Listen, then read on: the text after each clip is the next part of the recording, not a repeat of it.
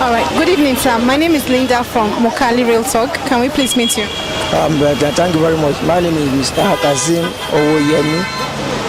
All right, Mr. Kazim. Would want to ask, do you think there are any challenges facing this present government?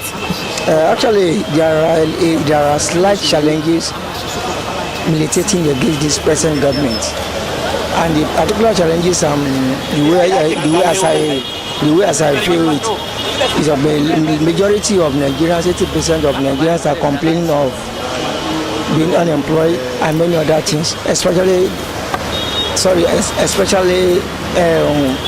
do I call it, the challenges of attacking people from one place to another in different parts of the country. You see the problem of Boko Haram, challenge of Boko Haram and other. Recently, I think it was written on the paper, on the pages of this paper today, that mayhem in Ibadan, whereby many houses and other shops are razed down. That's the only challenges I feel, the present government are feeling. All right. Okay, Mr. Kazim, we would also want to know now, who is your preferred presidential aspirant that we want to ask between President Muhammadu Buhari, Atiku, that's Showore, and Duro Jaye Fela with the other woman, the other activist, which is Obi Ezekwesili. Who is your preferred presidential candidate? Actually, I will tell you the truth. My truth is this.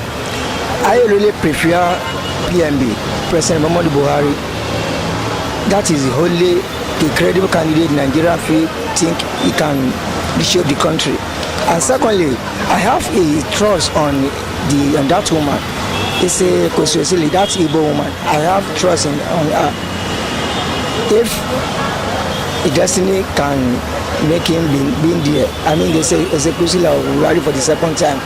The only advice I will advise Nigerians is that we should be very patient a little bit.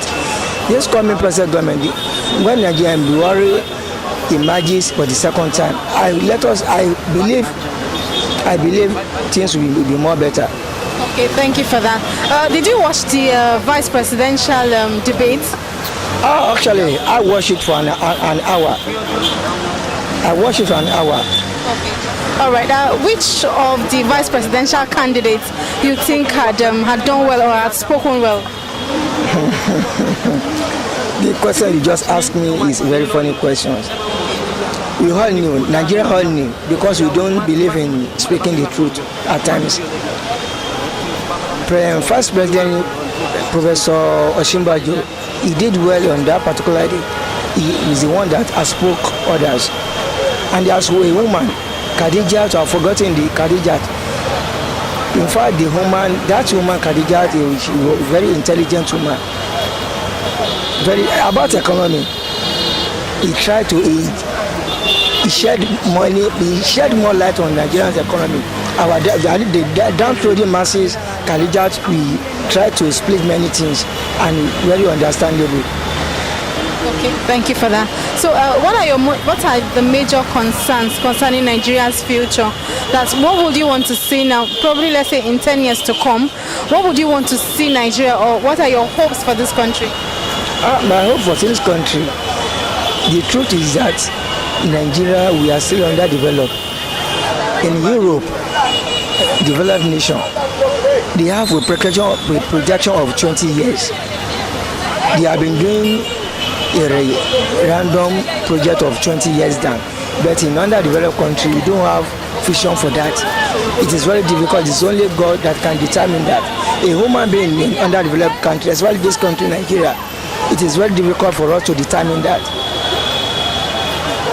It is difficult to compare in Europe, UK, Canada, and other things, another country.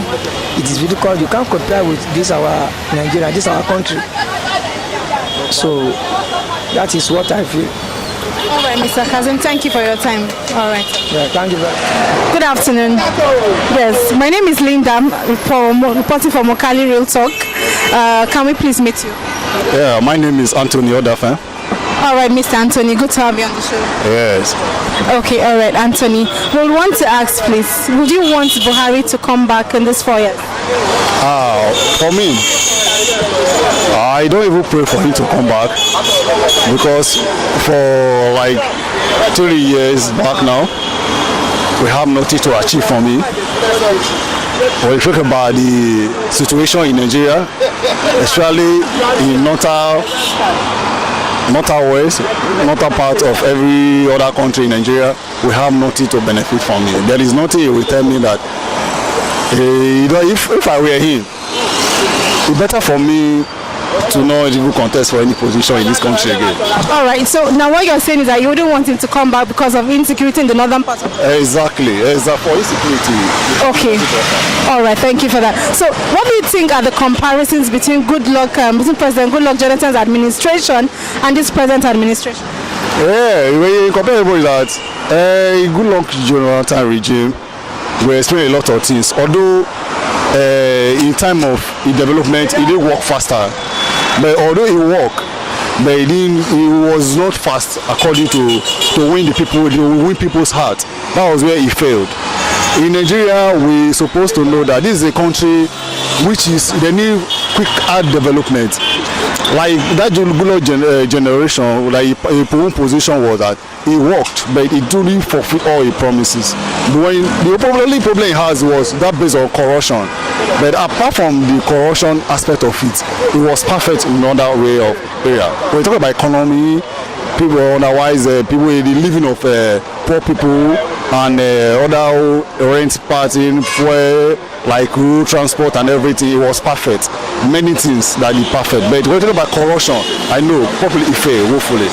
Okay, so one of the differences you're saying now is that during Goodluck Jonathan's administration is that you said is that the standard of living was all right, yes. And then also people had what to eat, but corruption. Exactly. Okay, all right. So we would also want to know now, what are your future concerns about Nigeria? Yeah, our future concern is that we the youth, we are not sincere to ourselves. If probably we are sincere to ourselves, we're supposed to rise and say, okay, this is what we needed most. This is what we needed most.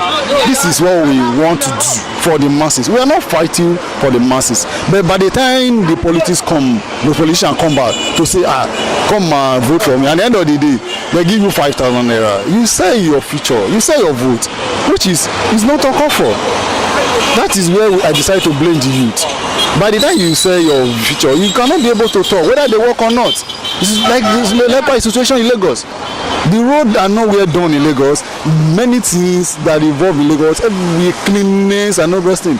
But by the time you allow people to choose their candidate, they vote their choice.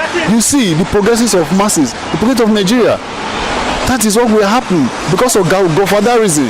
The godfatherism in Nigeria is too much. It's affecting the nation. It's affecting our economy. It's affecting the youth. Especially, we are not sincere to ourselves. There is nothing like sincere in our truth. In our individual, even in our home, we are not sincere. Talk less of our country. That's where we are getting wrong. All right. Thank you for your time. We do appreciate you. All right. What are your future concerns about Nigeria? About Nigeria, my future concerns are basically about the economy. Because from statistics that came out for last week or so, the unemployment rate, the poverty level and all that, these are concerns that are always on my mind about Nigeria. And I'm always thinking of, okay, where are we heading to? What's going to be the future, basically? After now, what are we looking up to? And is the government capable of delivering what we want, which is a better Nigeria? Those are actually my concerns. All right, thank you for that. Did you watch the vice presidential debate? I followed it a bit because I was on my way back to work, so I couldn't really follow through everything. But I watched a bit of it. All right, and hope you have your PVC for February 16th. I have my PVC. All right, good. Okay, good. Thank you for having you. Thank you very much.